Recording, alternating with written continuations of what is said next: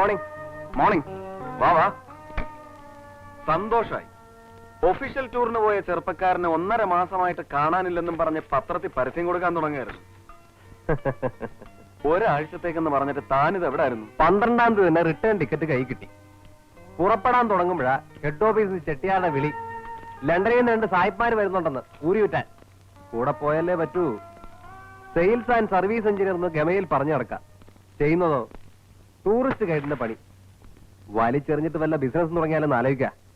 അല്ലെങ്കിൽ ജീവിതത്തിന്റെ 3/4 പങ്കും ട്രെയിനിലോ വിമാനത്തിലോ കഴിച്ചു കൂട്ടേണ്ടി വരും.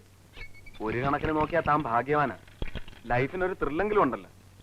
ദാ ഇത് കണ്ടില്ലേ, ക്രിയേറ്റീവായിട്ട് എന്തെങ്കിലും ചെയ്യണമെന്ന് വിചാരിച്ച ആ ഉറക്കളച്ചിരുന്ന് പഠിച്ചത്. എന്നിട്ടോ ഫയലുകൾക്കിടയിലെ വാലം പാറ്റയാകാനാണ് നമ്മുടെ വിധി. ആ പിന്നെ മോനെ കാണാനില്ലെന്നും പറഞ്ഞ അമ്മ എനിക്ക് സ്വൈരം തന്നിട്ടില്ല. ജീവിച്ചിരിപ്പുണ്ടെന്ന് ഫോണെങ്കിലും വിളിച്ച് പറഞ്ഞൂടെ? ബോംബെയിൽ വന്ന് ഇറങ്ങിയപ്പോഴേ അമ്മയെ വിളിച്ചൊരു കുമ്പസാരം നടത്തി. ഇനി നേരിട്ട് കാണുമ്പം അച്ഛന്റെ വക ഫയറിങ് വേറെ. അതാണ് എയർപോർട്ടിൽ നിന്ന് നേരെ ഇങ്ങോട്ട് പോകുന്നത്. അതൊന്നുമല്ല. ഇതും കൊണ്ട് വീട്ടിലേക്ക് ചെന്നാലുള്ള അവസ്ഥ അറിയാമല്ലോ. ഏത് പാതാളത്തിൽ ഒളിപ്പിച്ചു വെച്ചാലും അമ്മ കണ്ടുപിടിക്കും. പിന്നെ കുപ്പിയോടെ വാഷ് ബേസിനിലേക്കാവും പോവുക. ഇവിടെ ആവുമ്പോ ഇവൻ സേഫ്.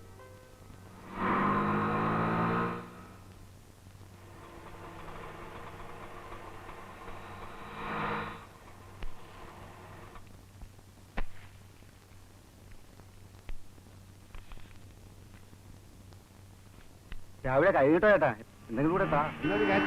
മോൻ ഇതും കൂടെ അങ്ങ് വെച്ചോ. കേറുന്നവരോടൊക്കെ കൈകിട്ടം വേണോ? അമ്മാവൻ കൊണ്ടുവരുന്ന ആലോചനകളൊന്നും എനിക്ക് പിടിക്കുന്നില്ല. ഞാൻ പറയുന്ന ഒന്നും അമ്മാവന് മനസ്സിലാവുന്നുമില്ല. അമ്മാവനെന്നല്ല, ആർക്കും മനസ്സിലാവത്തില്ല. ഇയാളുടെ സങ്കല്പത്തിലുള്ള ഒരു പെണ്ണിനെ കണ്ടെത്താൻ ഞാൻ നോക്കിയിട്ട് ഒരൊറ്റ വഴിയേ ഉള്ളൂ. വല്ല ചെങ്കോട്ടയിലോ പൊള്ളാച്ചിലോ പോയി തിരക്കിയാൽ മുടിയിൽ കൊഴുന്നും ചൂടി, മുഖത്ത് മഞ്ഞളും പുരട്ടി, തലയിൽ നല്ലെണ്ണയും ഒലിപ്പിച്ച നല്ല 1-ാം തരം കുറത്തികളെ കിട്ടും. നേരത്തെ കാലത്തെ കിട്ടിയില്ലെങ്കിലേ പെൻഷൻ പറ്റി വീട്ടിലെത്തുമ്പോഴായിരിക്കും ഭാര്യയ്ക്ക് പ്രസവേദന തുടങ്ങുക. ഡാടാ, മേലെ തട്ട പുരയെടുത്തിന്റെ വിധി പിന്നെയും നീട്ടിവെച്ചു. ജയിക്കുകയോ തോൽക്കുകയോ എങ്ങനെയെങ്കിലും ഒന്ന് അവസാനിച്ച് കിട്ടിയാൽ മതിയായിരുന്നു. അതൊന്നും നിനക്കറിയണ്ടല്ലോ. വെറുതെ ഇരിക്കുമ്പോ അവിടെ വരെ ഒന്ന് വന്നാലെന്താ? എന്താ ഇത്? അല്ല, അത് പൗഡറാ. ഫോറിൻ. ഇത്രയും വലിയ പൗഡറോ? 1 ലിറ്ററെങ്കിലും ഉണ്ടാവുമല്ലേ? അമ്മാവ, ഞാൻ പണ്ടമ്മാവനോട് പറഞ്ഞിട്ടില്ലേ, ഗോപി എന്റെ ഫ്രണ്ടാ. ഓ, ഞാനും എന്റെ അമ്മാവനാ. അറിയാം. ഉണ്ണിമാമന്റെ കാര്യം ഇപ്പൊ പറയുന്ന ആവെടുത്തേ ഉള്ളൂ. പറയാൻ മാത്രം ഒരു അമ്മാവൻ. എന്റെ വിഷമം വല്ലതും ഇവൻ അറിയണോ? ഗോപിക്കറിയോ? തറവാട്ടിൽ ഇപ്പൊ ബന്ധുക്കൾ എന്ന് പറയാൻ ഞാൻ മാത്രമേ ഉള്ളൂ. ഇവനെ കൊണ്ടൊരു കല്യാണം കഴിപ്പിക്കാൻ ഞാൻ അങ്ങോട്ടും ഇങ്ങോട്ടും നടന്ന് എന്റെ കാലിന്റെ തൊലിയൊലിഞ്ഞു. പറയാവുന്നതിന്റെ പരമാവധി ഞാൻ പറഞ്ഞു നോക്കി. ഇഴവന്റെ വാക്കല്ലേ പാഴ്വാക്ക്, ആര് കേൾക്കാൻ? അങ്ങനെ ധൃതി വെച്ച് ആരെങ്കിലും കെട്ടിട്ട് വല്ല കാര്യമുണ്ടോ? എനിക്ക് എന്റേതായ കാഴ്ചപ്പാടൊക്കെ ഉണ്ട്. അങ്ങനെ ഒരു പെണ്ണെ കണ്ടെത്തട്ടെ.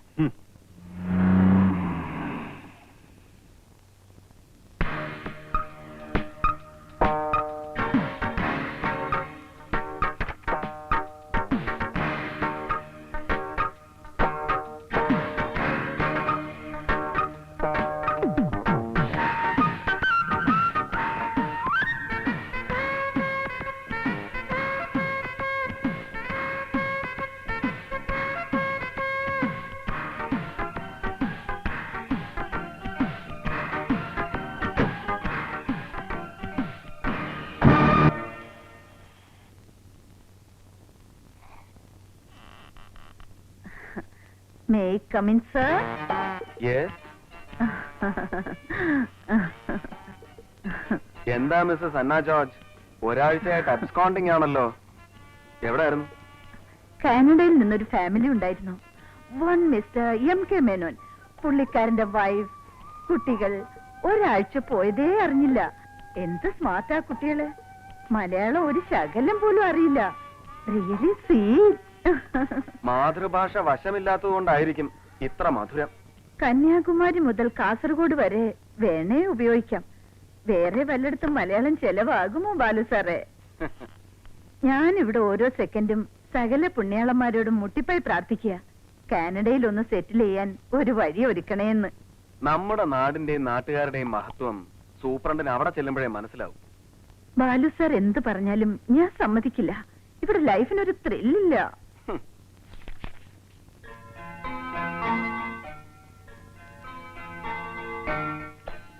എന്താ ഇത്? MK മേനോന്റെ മൂത്ത മകളാ. ബാലുസാറിന് നല്ലോണം ചേരും. മാരേജ് കഴിഞ്ഞാൽ അവർ കാനഡയിലേക്ക് കൊണ്ടുപോകും. എഡ്യൂക്കേറ്റഡ് ആയിട്ടുള്ള ഒരു ബോയ്. അത് മാത്രമേ മേനോന് നോട്ടമുള്ളൂ. എന്റെ കാര്യത്തിൽ ഇത്രയും താല്പര്യം എടുത്തതിന് നന്ദി. പക്ഷെ ഇതിനോടൊന്നും യോജിച്ചു പോവാൻ എന്നെ കൊണ്ട് പറ്റില്ല. പ്ലീസ്. ബാലുസാറിന്റെ അമ്മാവനോട് വന്നപ്പോ എന്നോട് സൂചിപ്പിച്ചിരുന്നതാ.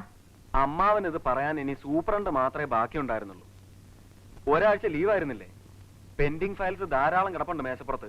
അതൊക്കെ ഒന്ന് ഫോർവേഡ് ചെയ്യാൻ നോക്ക്. ചെല്ല്.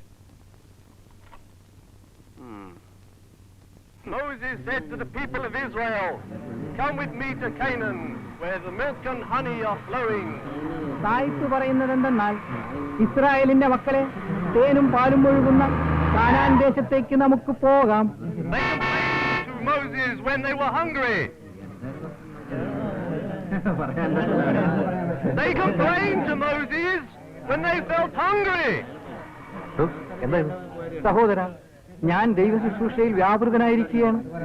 2 ദിവസത്തിനുള്ളിൽ ഓഫീസിൽ എത്തിക്കോളാം. ഇല്ലെങ്കിൽ തന്നോട് ഞാൻ അരുൾ ചെയ്യുന്നു സഹോദര, നിനക്ക് നിന്റെ ജോലി എന്നേക്കുമായി നഷ്ടപ്പെടും. അതിനുള്ള ഇടവരുത്താതിരിക്കാൻ നമുക്ക് കർത്താവിനോട് പ്രാർത്ഥിക്കാം. ഹല്ലേലൂയാ, ഹല്ലേലൂയാ. സായിപ്പ് പറയുന്നത് എന്തെന്നാൽ, ഇസ്രായേലിന്റെ മക്കളെ കാനാൻ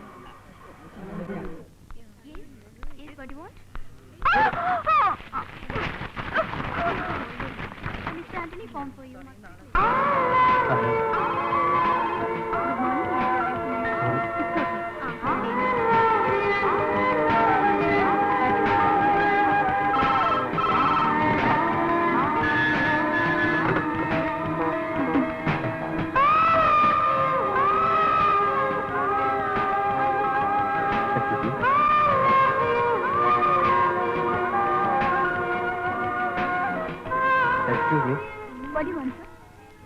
ബോംബെ ഫ്ലൈറ്റിന് നാളത്തേക്ക് ടിക്കറ്റ് ഉണ്ടോന്ന് അറിയാനാ. ഉണ്ടോ? സോറി, നാളത്തേക്കല്ല, മറ്റന്നാളത്തെ കാര്യത്തിന് ഞാൻ പറഞ്ഞത്.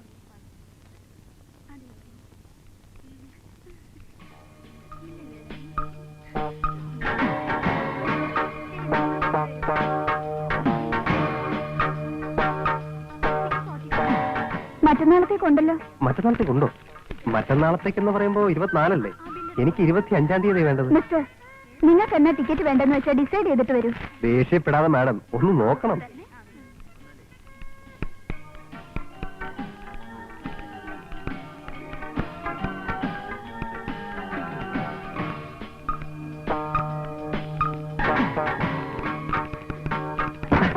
എന്താ? അയ്യോ, സോറി. എന്തെങ്കിലും പറ്റിയോ? ഇല്ലില്ല. എന്താ വേണ്ടേ? ഈ ബോംബെ കൽക്കട്ട ഫ്ലൈറ്റിന്റെ സമയം അറിയോ? ഹലോ, സൗരും കൂടെ നോക്കിക്കോളൂ. ചാർട്ട് ഇതാ.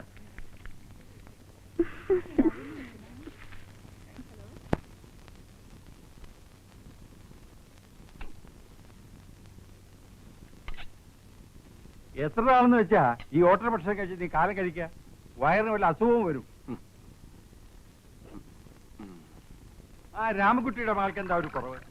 സൗന്ദര്യമില്ലേ? പഠിപ്പില്ലേ? തറവാട്ട് മഹിമയില്ലേ? അതൊന്നുമല്ല കുഴപ്പം. പുറത്തൊക്കെ പഠിച്ചു വളർന്ന കുട്ടിയല്ലേ. എന്റെ രീതികളുമായിട്ട് പൊരുത്തപ്പെട്ടു പോകാൻ ബുദ്ധിമുട്ടാവും. എല്ലാം ഒത്തണിങ്ങിയ ബന്ധമൊന്നും ആർക്കും കിട്ടിയെന്ന് വരില്ല. കുറച്ചൊക്കെ കണ്ടില്ലെന്നും കേട്ടില്ലെന്നും വിചാരിക്കണം. അതാണ് ജീവിതം. എന്റെ അച്ഛനും അമ്മയും തമ്മിലുള്ള സ്നേഹവും ഐക്യവും കണ്ടു വളർന്ന ഒരു സാധാരണ നാട്ടുമ്പുറത്തുകാരനല്ലേ ഞാൻ. അങ്ങനെ ഒരു ജീവിതമാണ് എന്റെയും ആഗ്രഹം. നിന്റെ അച്ഛനും അമ്മയും ജീവിച്ച കാലമല്ല ഇത്. ബാല, നിന്നെ കൊണ്ടൊരു പെണ്ണ് കെട്ടിക്കണമെന്നുള്ള വാശിയല്ല എനിക്ക്. എന്റെ കാലം കഴിഞ്ഞാൽ നിനക്ക് ആരും ഉണ്ടാവില്ല. ഒക്കെ ശരിയാ എന്ന് കരുതി എടുത്തിയാടിയ ഒരു ബന്ധം, പിന്നെ കോംപ്ലിക്കേഷൻസ് വേണ്ട.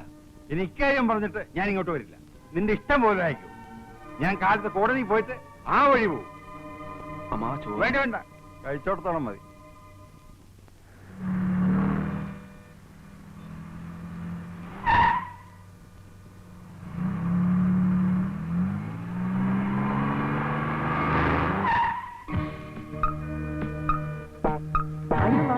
എന്താ റോഡിൽ കൂടെ നടക്കാൻ പാടില്ലേ?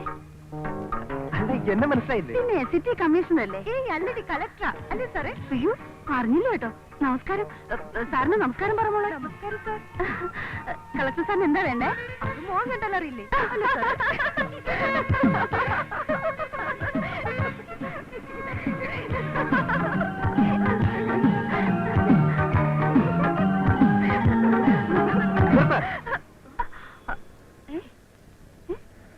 എന്താ ഇത്ര ചിരിക്കാൻ? പെമ്പിള്ളാരായ കുറച്ച് അടക്കം ഒതുക്കമൊക്കെ വേണം.